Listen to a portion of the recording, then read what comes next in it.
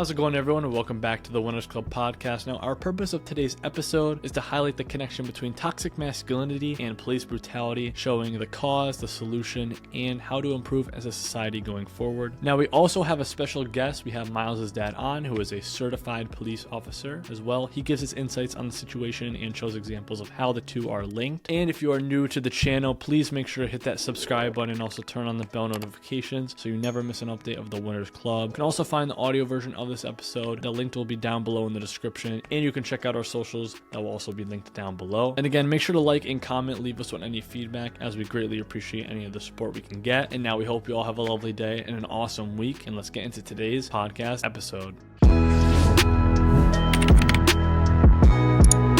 a lot of stigma around, policing and all that stuff around the world, mainly America, because police brutality, racial inequality, all this kind of stuff.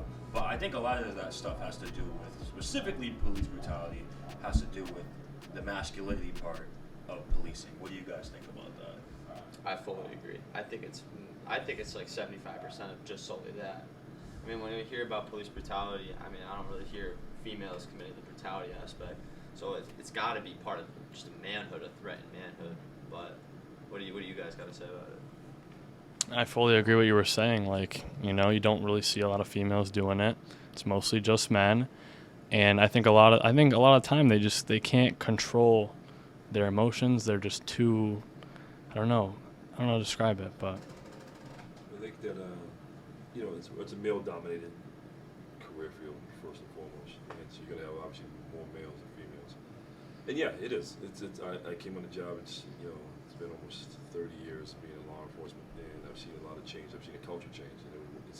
Culture changes are not easy, particularly in policing. But the majority of, I always thought policing was actually a pretty easy job, to be quite honest with you, particularly dealing with the public and dealing with the criminal element, or just the public in general.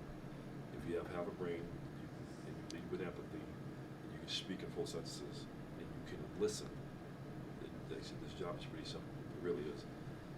Men in general, just males in general, we're not great communicators from the very beginning.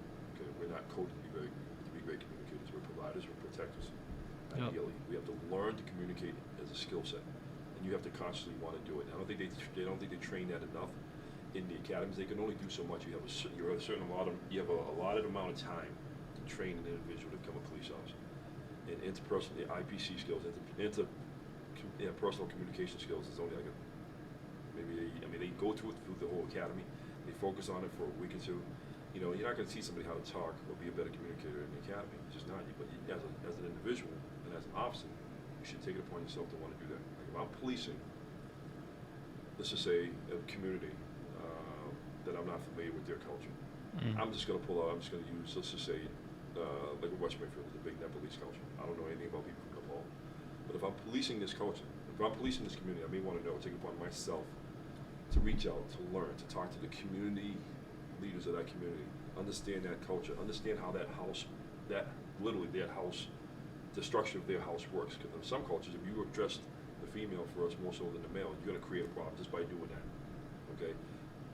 As a police officer today, yes, most individuals who are police officers, there's that alpha male thing going on and all that good stuff. But we wear many hats. You're a social worker, you're a counselor, you're a coach, you're a marriage counselor. And you're going to be able to save a life and take a life in a matter of in a blink of an eye, and then stand by that decision. It's a lot comes with that decision. It's a lot of responsibility with that. The elephant in the room for policing is actually, in my opinion, it's always have been. I've spoken on panels. I've spoken with individuals, throughout the country. The elephant in the room of any police discussion with regards to reform is the hiring process. We can train all you want, but if you fully know that this individual probably shouldn't be in a position of authority, or shouldn't be hired as a police officer, okay? Then, because you have the favoritism, you have the nepotism, you have all that stuff that comes into play when it comes to the hiring process, the captain's kid, the city council's nephew, the mayor's son, and Junior couldn't get a job in the private sector, and he's been a mess his entire life. But you're gonna put him on, you're gonna give him a gun, and you're gonna give him a gun and a badge, and allow him to go police the community. That's where the problem is. I've had these discussions. I've had this back and forth discussions with individuals, like I said, with politicians and you know, and they acknowledge that is a problem. You know what I mean? But then, because you put it back on them now, with regards to the powers that be. Yeah, you can train, and make it sound good to the community, to the media. We're going to train these officers more. Okay, but you don't need that much training if you just hire the right individual from the very beginning. Okay, the person with the right temperament. Okay, because they will show who they are in that interview process, particularly during the scenario portion of that, the scenario-based portion of that interview process. You know, but they hire these individuals anyway. I get it. Sometimes it's the numbers thing. We just don't have enough applicants like we used to. When I first came on the job, 30, 40,000 people were taking the police exam in the state of Massachusetts. I think the last police exam, only not even 5,000 took it statewide. So yeah, we're getting individuals who may not have met the process, made it through the process years ago, who are being hired now as police officers. But once again, I revert back to my original point. It's a pretty simple job if you just lead with empathy, more so than the authority part. Being tactically aware of know what you have to do in the event that this goes left. Okay, but you can also, you can lead with a lot of empathy and just understand, just listen to somebody. Just being able to listen, just stand there and put your guard down for a minute. Okay, most people aren't going to come up to you.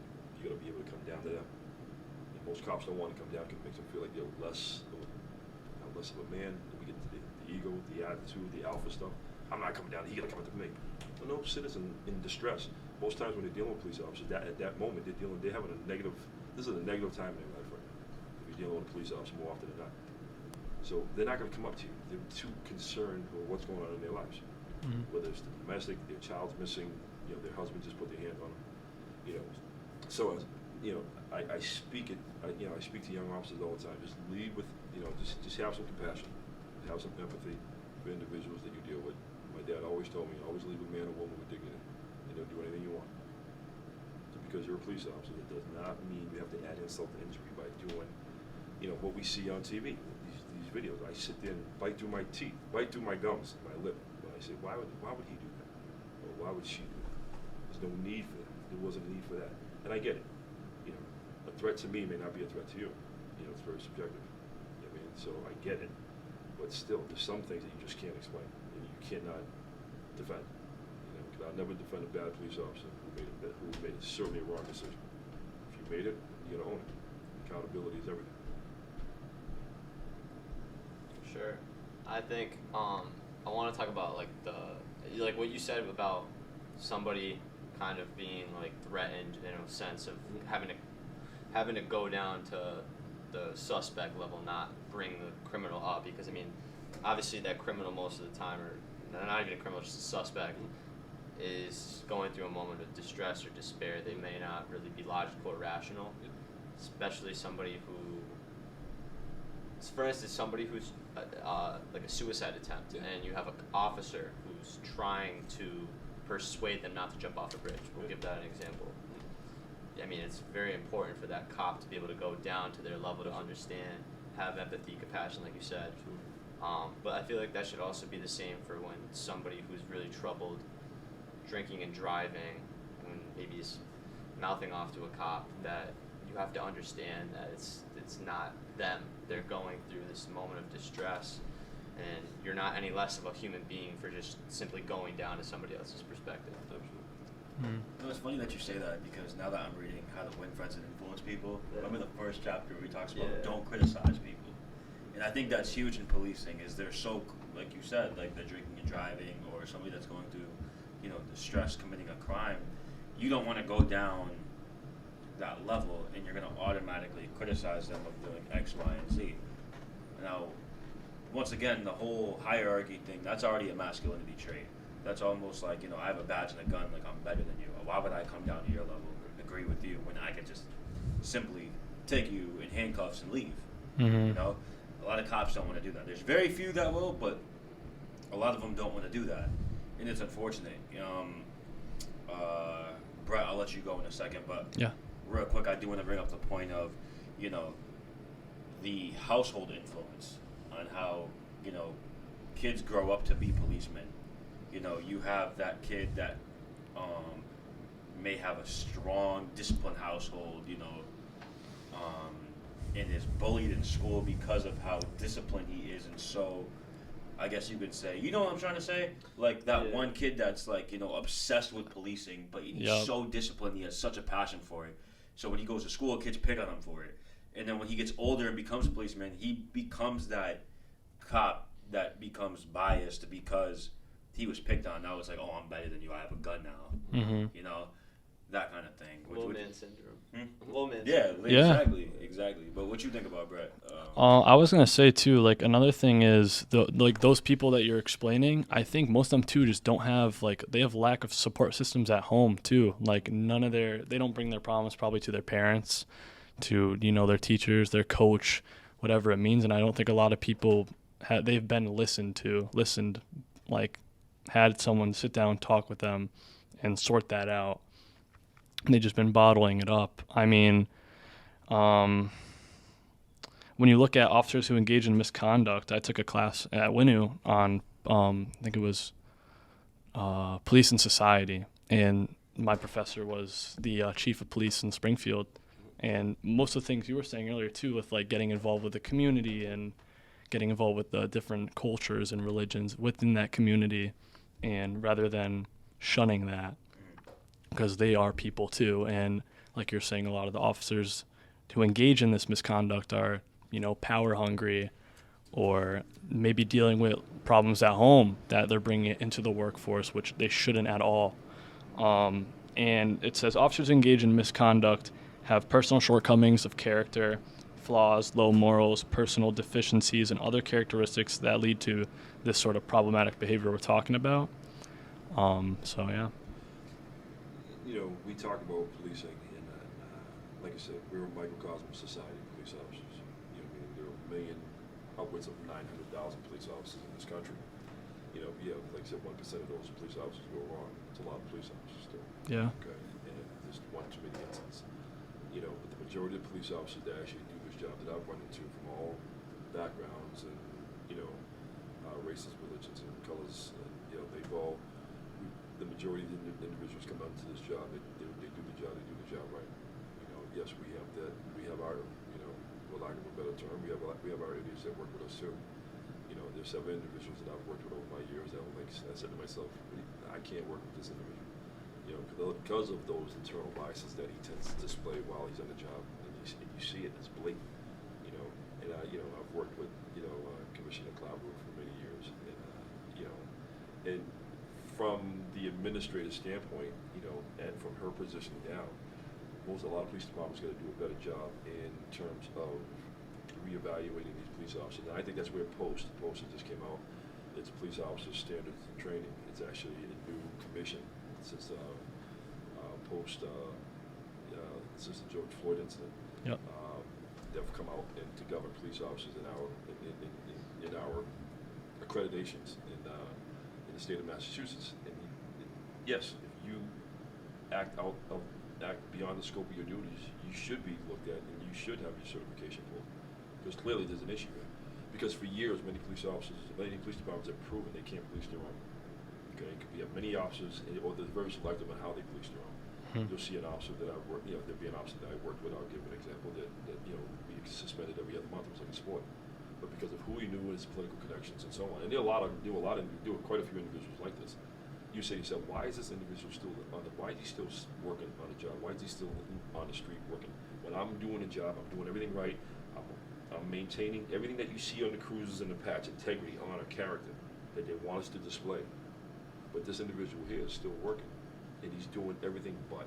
He's making us all look bad, but because of who he knew, this individual is still on the street. So from a commissioner and police chief standpoint, I believe a lot of police departments are doing better. Mm-hmm. They're holding the guys to 2023. They're holding their guys accountable, and girls, individuals, their officers accountable better today than I've ever seen, without question. But we still can do better. We certainly can. And it starts, once again, go back to my other point, was the hiring process. We can talk about all of this. Yes, you can discipline your officers if they act beyond their scope of their duties. But if this individual wasn't hired in the first place, and you knew this individual shouldn't be hired, then like I said, what are we doing? That's the issue. That's the main issue right there. And that's from my purview, from what I've seen over the last 30 years. That's a big part of this whole issue, of police officers who just aren't cut out to do this job. Because, like I said, once again, it's not as difficult as they make it out to be. It really isn't. You know, if you get out of your cruiser and you engage the public and you speak with individuals, you understand who they are, where they're from, and that they're somebody's daughter, they're somebody's husband, they're somebody's father. People in the community that you police every day. These aren't just, you may have locked up this guy. There are individuals I've locked up several times, but I've never gone beyond the scope of my duties. So listen, okay, this individual's having a tough time today. And we talked about the individual who's, OUI driving. Yeah, you got to understand where that individual, you got to put yourself in their position for that moment and understand that. Take yourself out of the authority piece. Okay, once again, never let down your tactical guard. I'm not saying go in there with your chin out and your hands in your pockets by any stretch, no. Always be tactically aware of what's going on so you get home too. However, this individual's having a crisis right now. And I think the focus on mental health is a big part of this too today, what we're dealing with. Suicide by a cop, you see a lot of that phenomenon that was coming through the late 90s, mid to late 90s, to where it is today. But the mental health component is a big deal too. Because as a police officer, I'm not supposed to really give a diagnosis in the moment. If this individual's holding a firearm and he wants to, and he's having a crisis, I got to think tactically aware first before I continue to engage. But I don't know if you guys have done your research. There are police departments now who are actually dispatching mental health practitioners and mental health counselors on calls for police departments now to kind of be the go-between. In the event of somebody's having a mental health crisis, or if they actually, they're actually committing a criminal act. So they're there to be our support in the event, so we can try to de-escalate and talk this individual down and come to a positive resolution. It's really good. I had a question I want to ask you. So when you made your point about like hiring an officer, what would be the qualities you would look for in terms of resetting this notion of getting the right people, I guess, for the job? Well, I guess there are a lot of ways to look at that, because it'll depend what kind of police department that I'm in charge of. If it's an urban setting, if it's an inner city, if I'm out, in a smaller police department. But overall, to the core, as an individual, and I'll give you an example in a minute of that. To the core individual, I would, and I'll get some backlash for it, and that's fine. There are individuals. I've had many debates, many of them heated. I served in the military. I have friends of mine who were honorable veterans who did their, I thank them for their service. I love the fact that they're combat vets. They were deployed several times. And in the state of Massachusetts, if you're a combat vet, you go to the top of everybody's hiring list essentially via civil service. You get immediate preference. And there's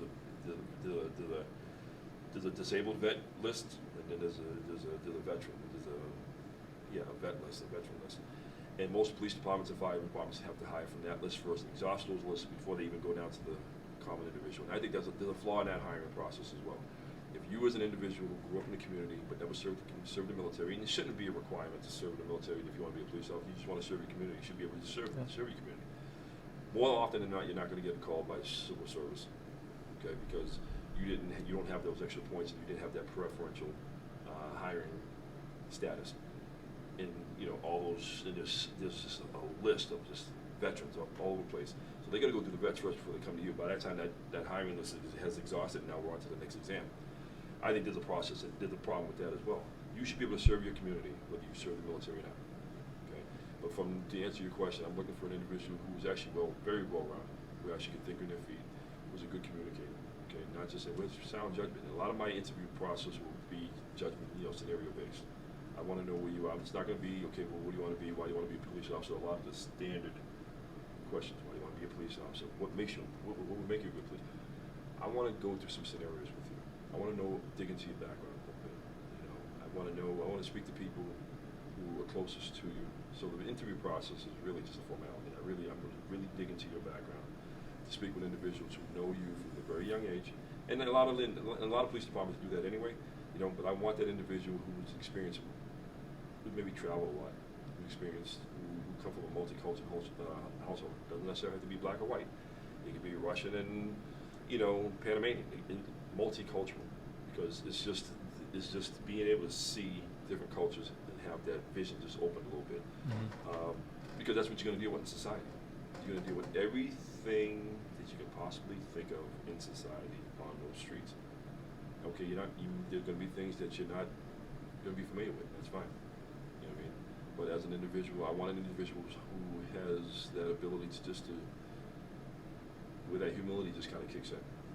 I may not want that combat vet. I may not want that individual who's just kicking in doors in Fallujah or Ramadi. And God bless them. I love my vets. You did the job. I thank you for your service. My dad served. Thank you for your service. But it may not be the skill set that I want on my streets.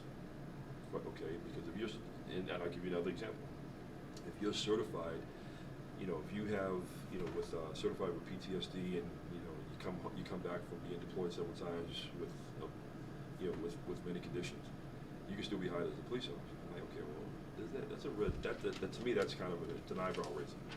Okay, so I may not want as much as disciplined. People talk about, well, they're very disciplined individuals. Yeah, you're disciplined. You're probably a natural leader, and you receive many awards of medals of valor over in your deployment. But once again, I may not want that individual who's regimented from the military life on my street when I need the individual to flip his whole skill set on his head and go from kicking in doors and asking questions later to actually now I got to talk to this individual. I got to engage this individual. Why are you going through this? Can we have a discussion? Is it okay? Sit down on the stairs with him, sit on the couch with him, have a conversation before I take an act as a police officer. That's an individual that I'm looking for that can think on their feet that fast, where he can turn it up if he or she can turn it up if they need to. But once again, I get back to my point. I've said it 3 times since I've been here. Lead with empathy first. Come off the authority. Everybody knows you're the cop. You have the uniform on. I can tell. I can see you're officer such and such. Now, who's the person that I'm dealing with? I want to know who's the person that I'm dealing with. And that's how you're judged. The uniform, it is what it is. It's just dental insurance. Okay? But they're going to judge you based on how you do the job, and if you do it with compassion, and if you treat people like people. And that's how you should. It's not, we're not trying to reinvent the wheel here. It's a pretty simple thing to do. You just realize how many people can't do that in life. It's right in front of you.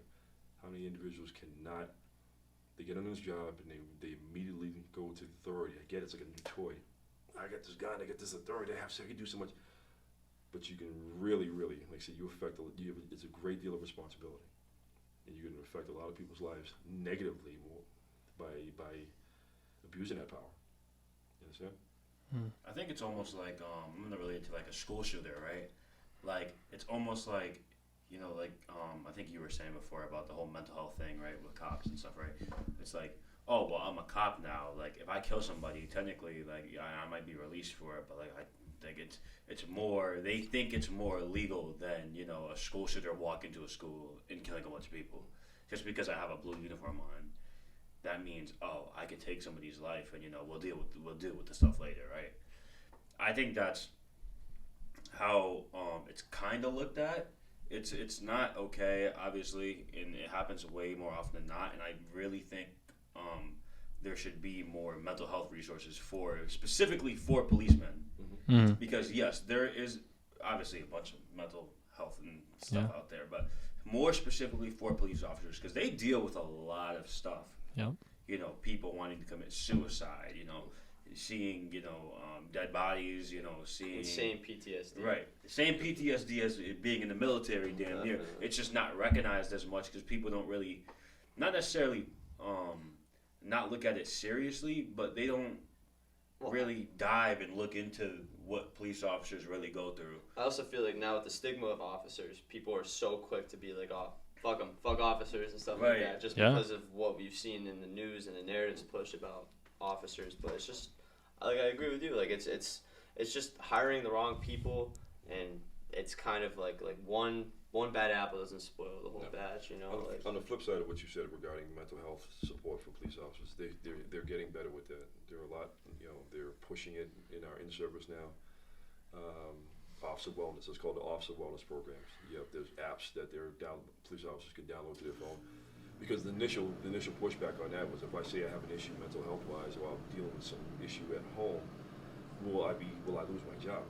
So that was the argument, that was the push-pull for many years with police officers. Well, I don't want to say anything once again because they may take me out of my assignment, they may take me out of my position, they may take my job. You know, now that we're coming around where mental health once again is starting to, the stigma of mental health is starting to be a little bit more accepted, and that's going across the board. You start to see police officers more come forward now with issues, with their marriage issues, with their, and they should be supported because once again, we are a microcosm of society. There's no difference than working at Mass Mutual. There's no difference than working at, you know, when you or any place else. Police officers need to support us once again. Once again, a lot of the stuff that we see is unedited, in real time, you know, once again, in live and in color. Before anybody gets to see it, before they can, you know, edit it in any size, shape, or form, that body in front of me is in the condition it is, and I got to deal with it until the EMTs or the paramedics, or to the fire department, or to the medical examiner gets here. Okay, and nobody's coming up behind me to ask me how I'm doing. So I think that they've gotten better from, you know, from the powers that be who are making these decisions to support police officers. It's gotten a lot better because years ago, it was you're on your own, which is why a lot of police officers resorted to alcoholism. You find a lot of police officers that drank. It was nothing for police officers to legitimately leave the department and go in the back parking lot and just drink until 3, 4 in the morning if you worked the 4 to 12 shift. And that was just customary. Or go into the bar, stay there after hours because they knew the bar manager. The bar manager would let them stay there till past the hours, 2, 3, 4 in the morning, and just drink. That's the way it was. Now, like I said, there are a lot more resources for police officers, and rightfully so. I said, with those resources, I think you'll start seeing a better product out in the public eventually. I do agree with what you said about the stigma. Like, I do agree with what you said about the stigma around police officers. Like, people don't want to approach them because it's like, oh, that's the bad guy.